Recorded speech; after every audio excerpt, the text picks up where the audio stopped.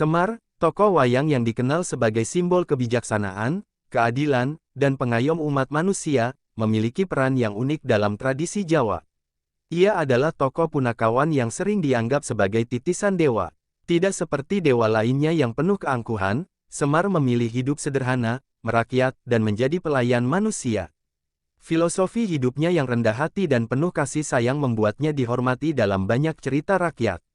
Sosok Semar digambarkan dengan tubuh tambun, hidung bulat, dan sering mengarahkan jari telunjuknya ke bawah, seolah menunjuk tanah. Gerak tubuhnya yang unik ini diyakini sebagai simbol bumi, tempat manusia berpijak dan hidup bersama makhluk lainnya. Dalam dunia pewayangan, Semar tidak pernah memaksakan kehendak. Ia memberikan nasihat dengan lembut dan sering menjadi peredam konflik di antara para ksatria. Dalam pandangan masyarakat Jawa, Semar adalah representasi keadilan yang tidak memihak, sekaligus simbol kesederhanaan yang mengedepankan harmoni. Keberadaan Semar dalam kisah-kisah tradisional selalu membawa pelajaran moral. Ia hadir sebagai sosok yang mengingatkan manusia untuk menjaga keseimbangan hidup. Filosofinya menekankan pentingnya hubungan antara manusia dengan alam, manusia dengan sesama, dan manusia dengan Sang Pencipta.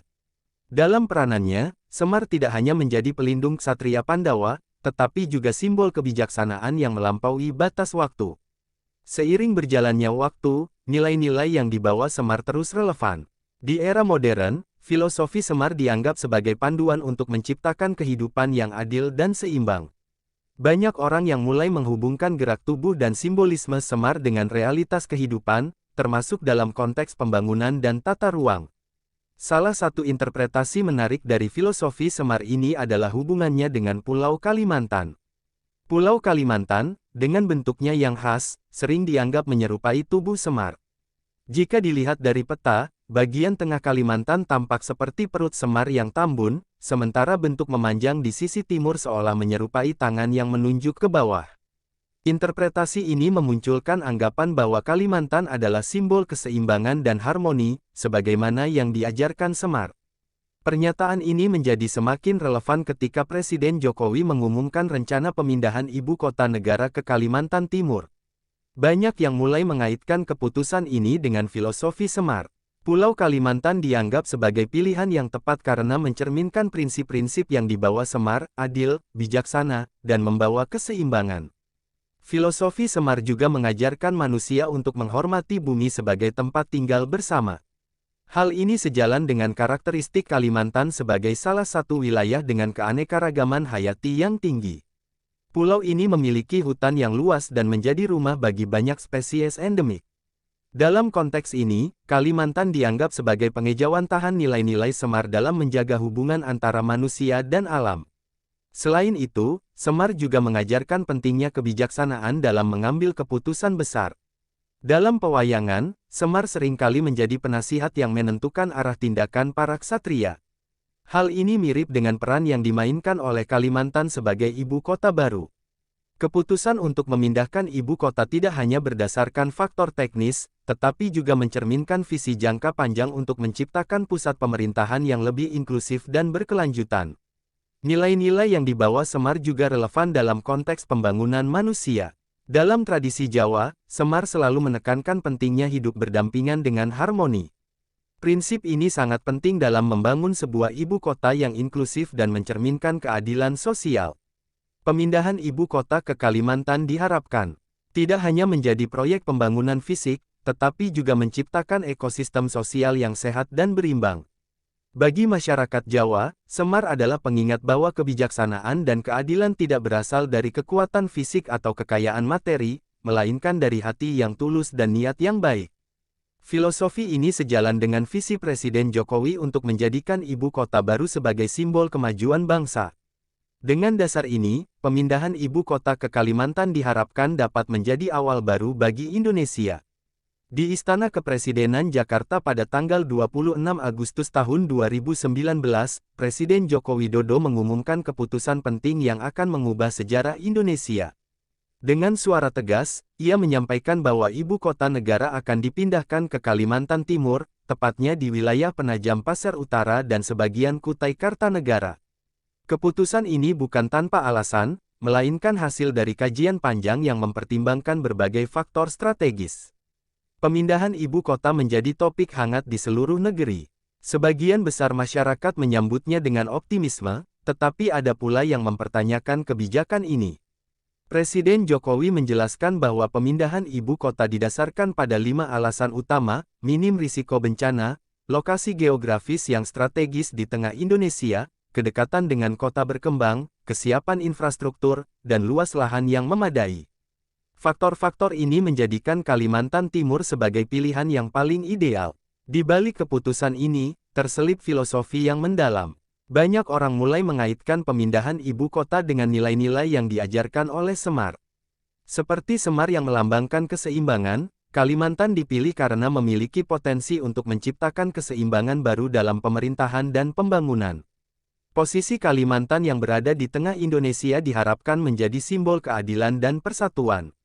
Persiapan pemindahan ibu kota pun segera dimulai. Pemerintah membentuk tim khusus yang bertugas mengoordinasikan pembangunan dan memastikan bahwa proses ini berjalan lancar. Infrastruktur seperti jalan raya, pelabuhan, dan bandara mulai dirancang untuk mendukung aksesibilitas wilayah tersebut. Di sisi lain, masyarakat lokal diajak berdialog untuk memastikan bahwa pemindahan ini tidak mengganggu kehidupan mereka, melainkan justru membawa manfaat. Para ahli tata kota dan lingkungan hidup turut dilibatkan dalam proses ini. Mereka merancang konsep ibu kota yang modern namun tetap ramah lingkungan. Fokus utama adalah menciptakan kota yang berkelanjutan, dengan penggunaan energi terbarukan dan sistem transportasi yang efisien. Filosofi Semar yang mengajarkan harmoni antara manusia dan alam menjadi dasar dalam setiap keputusan. Di tengah optimisme ini, tantangan tetap ada. Banyak pihak mempertanyakan dampak lingkungan dari pemindahan ibu kota. Kalimantan Timur dikenal sebagai salah satu wilayah dengan keanekaragaman hayati yang tinggi. Oleh karena itu, pemerintah berkomitmen untuk menjaga ekosistem alami dan menjadikan keberlanjutan sebagai prioritas utama. Rencana pembangunan pun disusun dengan memperhatikan perlindungan hutan dan satwa liar. Proses ini tidak hanya melibatkan pemerintah, tetapi juga masyarakat dari berbagai latar belakang. Para akademisi, seniman, dan tokoh masyarakat bergabung dalam diskusi untuk memberikan pandangan mereka. Dalam salah satu diskusi, seorang budayawan mengungkapkan bahwa Kalimantan sebagai ibu kota baru adalah perwujudan nilai-nilai Nusantara yang menghargai keragaman dan kebijaksanaan lokal.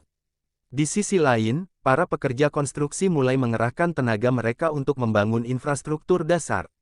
Kota-kota kecil di sekitar lokasi ibu kota baru pun mulai bersiap menghadapi perubahan besar. Banyak dari mereka yang optimis bahwa pemindahan ibu kota akan membawa dampak positif, terutama dalam hal ekonomi dan pembangunan sosial. Media juga berperan besar dalam menyebarkan informasi tentang perkembangan proyek ini. Liputan tentang pemindahan ibu kota menjadi sorotan utama, baik di dalam maupun luar negeri. Banyak yang melihat keputusan ini sebagai langkah berani yang menunjukkan visi besar Indonesia untuk masa depan. Namun, tidak semua pihak mendukung dengan penuh. Beberapa kelompok mengajukan kritik, terutama terkait dengan biaya besar yang dibutuhkan untuk proyek ini. Mereka mempertanyakan apakah langkah ini benar-benar diperlukan, mengingat masih banyak masalah lain yang harus diatasi. Pemerintah pun menjawab kritik ini dengan transparansi, menunjukkan data dan rencana yang matang.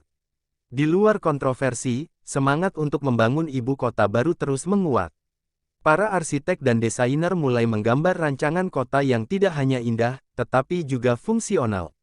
Konsep yang diusung adalah kota hijau dengan teknologi cerdas, mencerminkan visi Indonesia yang modern dan berkelanjutan.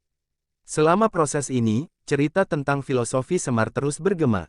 Dalam berbagai kesempatan, Presiden Jokowi mengingatkan bahwa ibu kota baru harus menjadi simbol keadilan dan keseimbangan. Ia mengutip nilai-nilai Semar sebagai panduan untuk memastikan bahwa pembangunan ini tidak hanya bermanfaat bagi segelintir orang, tetapi untuk seluruh rakyat Indonesia. Pada akhirnya, pemindahan ibu kota bukan hanya tentang perpindahan pusat pemerintahan. Ini adalah langkah untuk menciptakan peradaban baru yang mencerminkan semangat bangsa.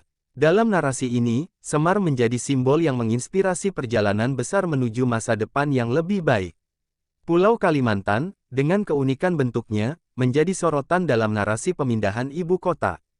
Jika dilihat dari peta, bentuk Kalimantan menyerupai sosok Semar. Bagian tengah pulau yang lebar dianggap melambangkan perut Semar yang tambun, sementara bagian timur yang menonjol sering dikaitkan dengan jari telunjuknya yang mengarah ke bawah. Filosofi ini membawa interpretasi baru tentang bagaimana geografi dan budaya saling berhubungan. Di masyarakat Jawa, gerak tubuh Semar yang menunjuk ke perut dan tanah sering diartikan sebagai simbol bumi. Hal ini mencerminkan peran Kalimantan sebagai tempat berpijak yang kuat dan kokoh untuk membangun masa depan. Simbolisme ini tidak hanya mengandung makna geografis tetapi juga spiritual. Kalimantan, seperti Semar, dianggap sebagai pelindung yang memberikan keseimbangan kepada semua makhluk yang tinggal di atasnya. Dalam diskusi budaya, hubungan ini semakin ditekankan. Para budayawan mengaitkan bentuk Kalimantan dengan makna mendalam yang diajarkan Semar. Tanah Kalimantan yang subur dianggap sebagai perut Semar yang penuh berkah, sedangkan hutan-hutannya mencerminkan kebijaksanaan alam yang harus dijaga. Tidak heran, pemindahan ibu kota ke Kalimantan dianggap sebagai langkah yang selaras dengan filosofi Nusantara. Kalimantan juga memiliki sejarah panjang sebagai tanah yang kaya akan keberagaman. Pulau ini dihuni oleh berbagai suku bangsa, termasuk Dayak, Banjar, dan Kutai, yang hidup berdampingan dengan harmoni. Nilai-nilai ini sejalan dengan ajaran Semar tentang pentingnya menjaga keseimbangan antara manusia dan alam, serta di antara manusia itu sendiri. Dalam konteks ini, pemindahan ibu kota menjadi simbol persatuan nasional.